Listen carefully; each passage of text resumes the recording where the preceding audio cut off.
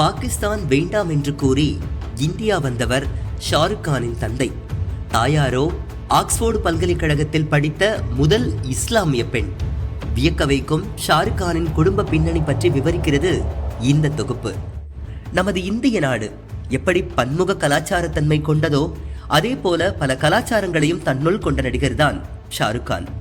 அவரது பின்னணி அவரது திரைப்படங்களைப் போலவே சுவாரஸ்யமானது என்றே சொல்லலாம்.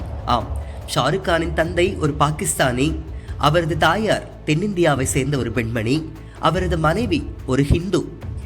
ஷாருக் கானின் தந்தை பாகிஸ்தானின் பெஷாவர் நகரத்தை சேர்ந்த பஸ்தூன் பழங்குடி இனத்தை சேர்ந்தவர்.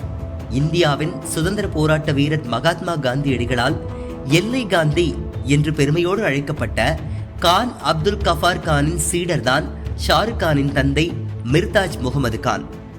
வழக்கறிஞரான மிர்தாஜ் முகமது கான் இந்தியா பாகிஸ்தான் பிரிவினையின் போது தனக்கு பாகிஸ்தான் வேண்டாம் என்று கூறிவிட்டு டெல்லி வந்து தங்கிறார். ஷாருக் கானின் தாயார் லத்தீப் ஃபாத்திமா. இவரும் பாரம்பரிய குடும்பத்தை சேர்ந்தவர். இங்கிலாந்து ஆக்ஸ்போர்டு பல்கலைக்கழகத்தில் படித்த முதல் இஸ்லாமிய பெண்.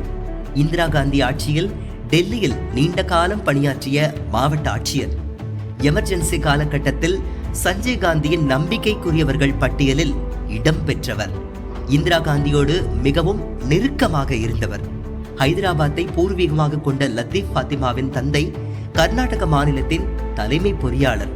நேதாஜி சுபாஷ் சந்திரபோஸின் இந்திய தேசிய ராணுவத்தின் முக்கிய தளபதிகளில் ஒருவரான ஷானவாஸ் கான் தான் ஷாருக் கானின் தாயார் ஃபாத்திமாவை சிறு வயதில் எடுத்து வளர்த்து வந்தார். பின்னாளில் காங்கிரஸில் இணைந்த ஷானவாஸ் கான் மீரட் மக்களவை தொகுதியின் முதல் எம்பியாக மக்களால் தேர்வு செய்யப்பட்டார்.